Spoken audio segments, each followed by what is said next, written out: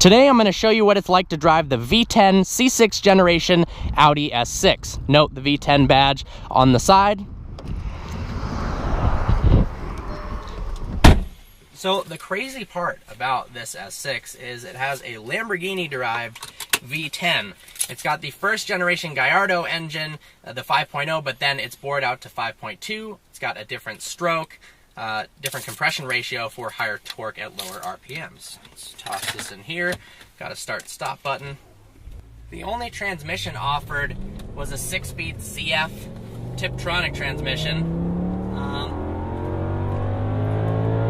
which responds rather slowly, especially compared to newer generation transmissions. It does feel like when you click the paddle, there's a very significant delay between when it shifts. But if you leave it in automatic mode and put it in sport, it drives well. 0 to 60 in under 5 seconds. It's clearly a fast car, 435 horsepower. It rides really well and is quite isolated from the environment, which is good and bad. So it's very relaxing cruising on the highway or cruising on back roads, but of course you also want to be able to hear that V10. Now with an aftermarket exhaust, which this has, you get a little bit more intrusion of the V10 into the cabin. It sounds much more, it sounds lower than the Gallardo's V10, a little bit more like the R8. Doesn't have that screaming high pitch, but you can fix that with some aftermarket headers and exhaust, which makes it really cool. Handling wise, it's fun to drive, but it's not super precise. It's not as confidence inspiring as the E60 M5 is. Interior quality is really nice. The ergonomics of the MMI are kind of garbage. It takes a while to figure out exactly where everything is. Really nice simple steering wheel. You've got volume controls. The paddles are positioned perfectly at 9 and 3. Often people have paddles at 10 and 2, like the Hellcat Challenger I just reviewed, which is just not the proper position for performance driving. So I like that. The seats are very comfortable. They grip you very nicely on the sides. Similar feel to the R8 V8 that we drove.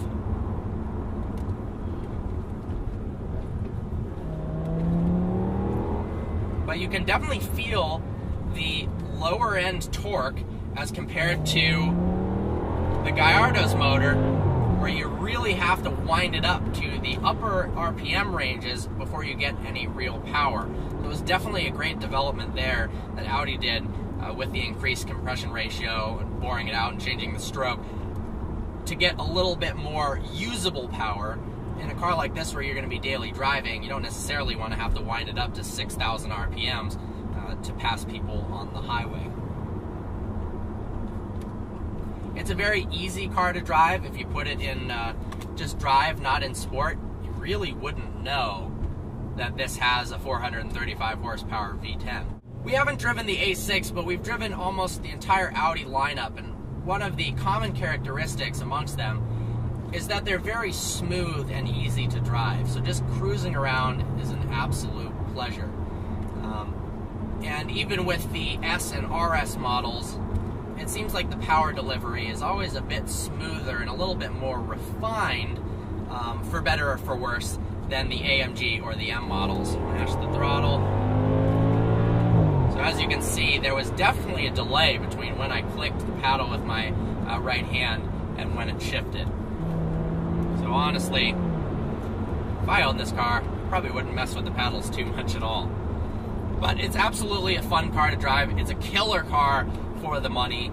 I mean, anywhere between 15 to 20 grand for a higher mileage one, 20 to 25 for a lower mileage one, and you're getting a V10 4-door practical car.